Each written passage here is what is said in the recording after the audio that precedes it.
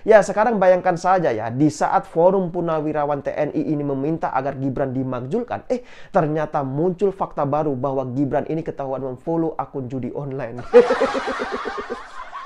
Lah ini kan luar biasa sekali kebetulannya, bener gak?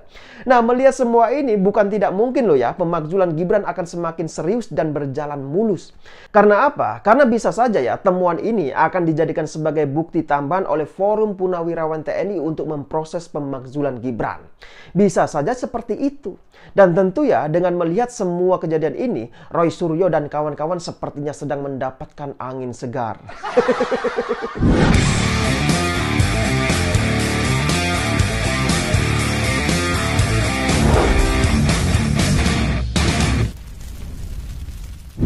Tindakan yang sangat tidak pantas dilakukan ya oleh Wapres kita.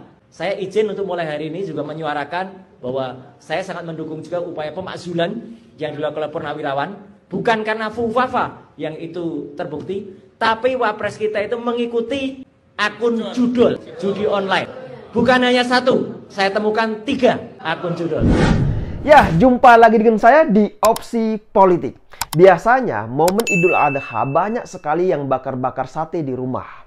Nah, tapi bagaimana kalau Idul Adha justru terbakar karena banyak masalah? Ya, mungkin inilah yang sedang dialami oleh Gibran dan Jokowi saat ini.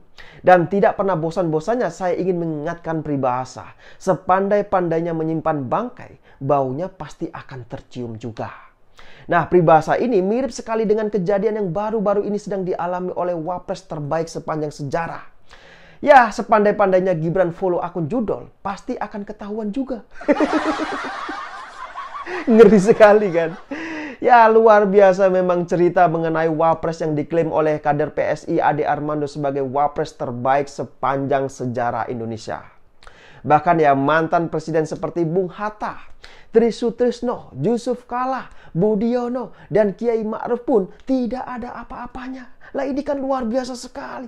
Bayangkan saja. Entah ya, saya sendiri tidak tahu apakah klaim itu disampaikan berdasarkan dengan hasil survei yang kredibel, atau hanya sebatas klaim subjektif dari Ade Armando saja. Nah, gimana menurut teman-teman semua? Silakan berikan komentarnya. Nah, balik lagi soal Wapres terbaik sepanjang sejarah, yaitu Gibran Rakabuming Raka. Jadi ya, baru-baru ini Gibran diketahui telah memfollow akun judi online Bang Jabrik Games di Instagram. Bahkan ya, akun itu sudah di-follow Gibran sejak masih menjabat sebagai wali kota Solo, yaitu sekitar tahun 2022. Lah ini kan luar biasa sekali kalau menurut saya. Bayangkan saja ya, seorang pejabat pemerintahan, anak presiden saat itu, dan saat ini menjabat sebagai Wapres, tapi ketahuan memfollow akun judi online alias judol.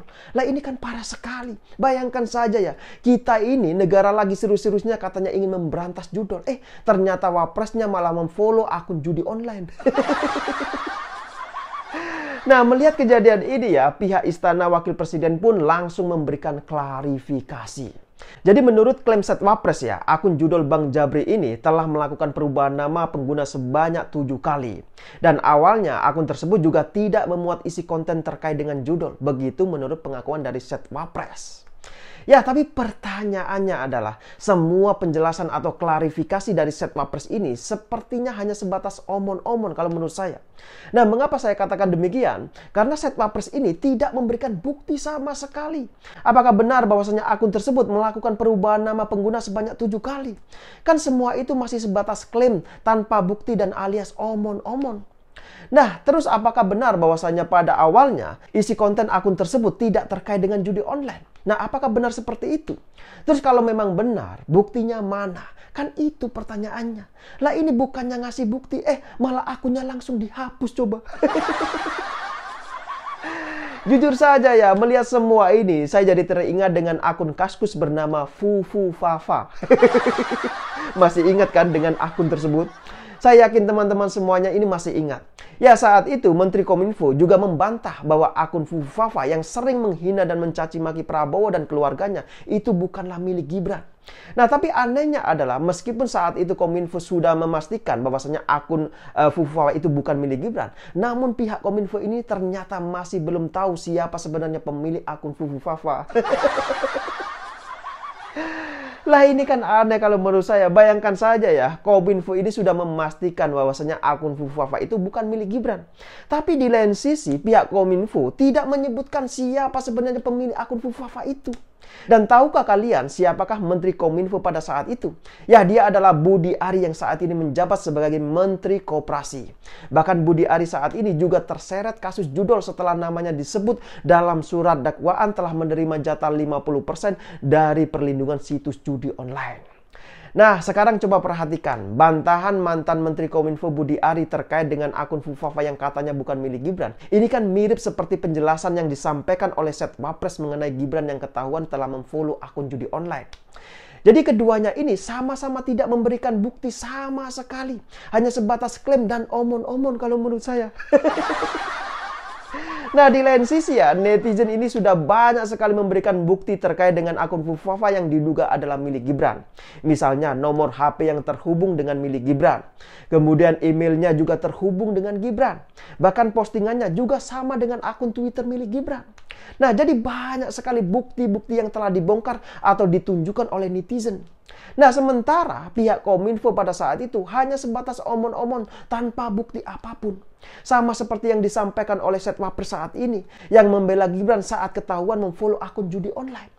Dan melihat semua ini ya, saya jadi bertanya-tanya, apakah semua rangkaian kejadian ini hanya sebatas kebetulan saja? Nah, apakah benar seperti itu? Ya, seperti yang sudah pernah saya sampaikan ya, bahwa semua yang terjadi di dunia ini tidak ada yang namanya kebetulan. Semua itu sudah terjadi atas kehendaknya. Nah, begitu juga dalam politik. Tidak ada yang namanya kebetulan dalam politik, itu tidak ada. Semua itu berdasarkan perhitungan. Semua itu sudah berdasarkan kalkulasi. Jadi kalau sekarang Gibran ini ketahuan memfollow akun judi online, menurut saya ini adalah suatu kebetulan yang sudah menjadi kehendak alam.